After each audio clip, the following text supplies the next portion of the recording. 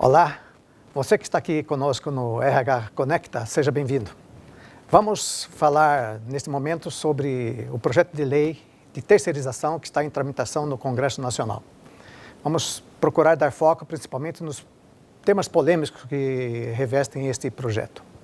Eu conto aqui com a presença do Dr. Volney Ferreira, diretor jurídico da ABRH Brasil, que vai nos auxiliar tremendamente a respeito deste debate. Seja bem-vindo, Dr. Volney. Muito obrigado, Carlos, a você que está conectado em nossos projetos de RH. Muito bem. Primeiramente, eu gostaria de registrar o meu pensar. A meu ver, a terceirização já existe há bastante tempo. Vejamos, por exemplo, questão de vendas nas empresas. Muitas delas utilizam a representação comercial autônoma, que é uma terceirização. Algumas outras empresas utilizam cobranças através de agências especializadas de cobrança. A contabilidade, em muitas organizações, é feita por empresas especializadas, escritórios contábeis. Consertos de máquinas, manutenção predial, processamento de dados, no caso, por exemplo, de recursos humanos, o processamento da folha de pagamento, enfim. Nós poderíamos falar, inclusive, sobre transporte. O próprio recursos humanos, em muitas companhias, pelo tamanho, pelo porte, pela necessidade, acabam terceirizando para empresas especializadas. Muito bem lembrado, doutor. A meu ver, então, não está assim totalmente novo o assunto. Verdade. O que faltava realmente era algo que desse mais segurança jurídica, né? Evidentemente, a questão da súmula 331, hoje é o único regulamento que trata do assunto, do Tribunal Superior do Trabalho.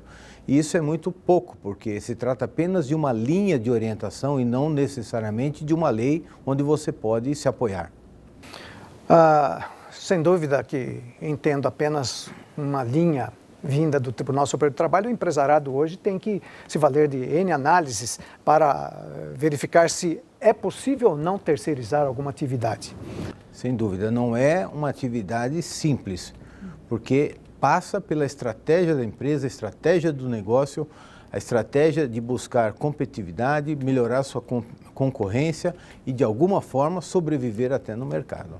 Mas, de qualquer forma, hoje não existe nenhuma lei que conceitua o trabalho. Não, a não ser em aspectos como vigilância, asseio e conservação, que elas estão mais preservadas porque possuem legislação própria para isso, né? Vigilância, transporte de valores, são situações específicas mais para o setor bancário, e asseio e conservação, que é para todos, você mencionou logo na introdução. E a inexistência desta legislação específica, regulamentar a terceirização, isso acarreta o quê, doutor Volney?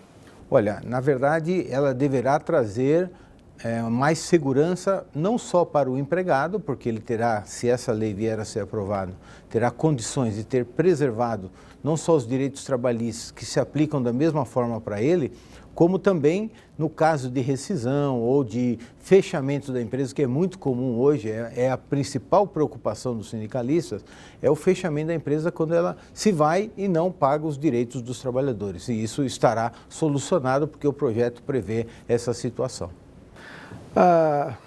Ao que parece, até está reportado na mídia em geral, esta legislação, esse projeto de lei que está em tramitação não é tão pacífico.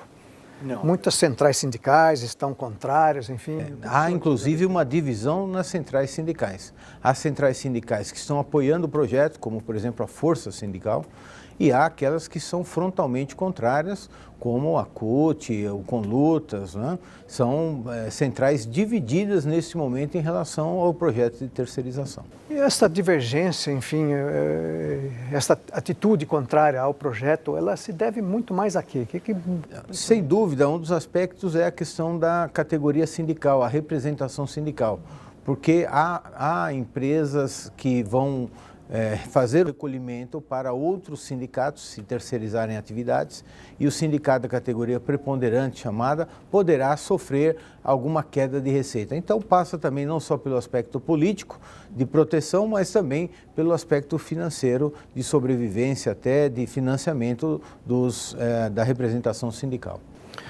A meu ver, tendo apenas o enunciado de súmula número 331 do TST a regulamentar a terceirização no nosso país, com o advento legislação nova, deverá ser revista esse enunciado de súmula.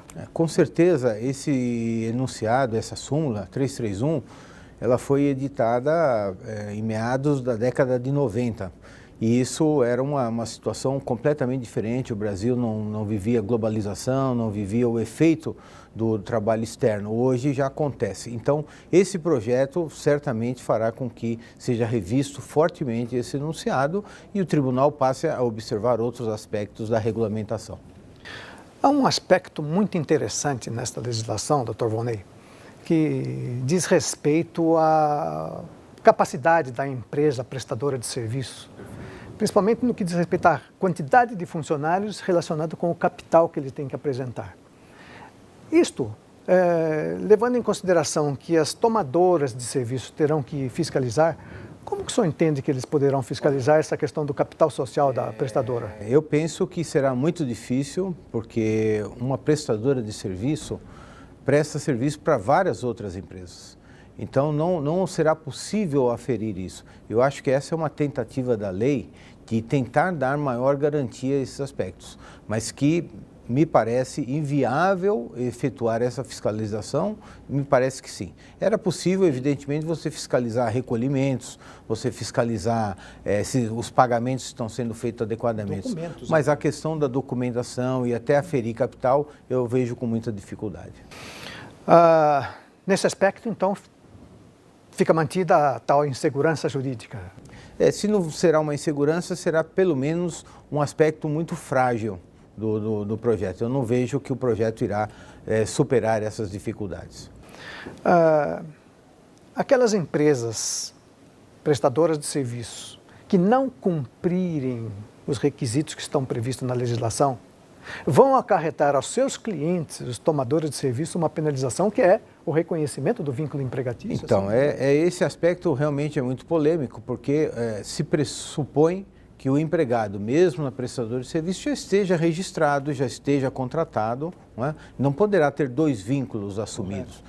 O que acarretará, na minha ótica, será somente a responsabilidade solidária, nesse caso, pelos haveres, pelos direitos do trabalhador. Mas o reconhecer o vínculo com o outro, se já tem um vínculo existente, não faz sentido, não se aplicaria, na minha ótica. Mais um tema muito polêmico a respeito da terceirização. As manifestações, enfim, estão a dizer que a terceirização, hoje que está vindo na forma da legislação proposta, vai precarizar as relações de trabalho. Será que efetivamente vão precarizar? Olha, isso aí é discurso apenas de sindicalista inconformado com a legislação. Porque a mesma legislação que se aplica ao trabalhador não terceirizado, próprio, se aplica ao trabalhador terceirizado. Nós só temos uma CLT, é a mesma para ambos os lados. O problema é fiscalizar e fazer cumprir. Isso não precariza. Há sindicalistas e há sindicatos fazendo defesa de que acabará 13º, acabará férias, acabará aviso prévio. Isso tudo é mentira, realmente não irá acontecer. O que nos resta, então, é aguardar as manifestações do Senado Federal e verificar o que... O projeto está sendo avaliado pelo Senado e devemos ter notícias em breve a respeito. Meus caros, resta-nos, então, aguardar. Forte abraço a todos. Muito obrigado.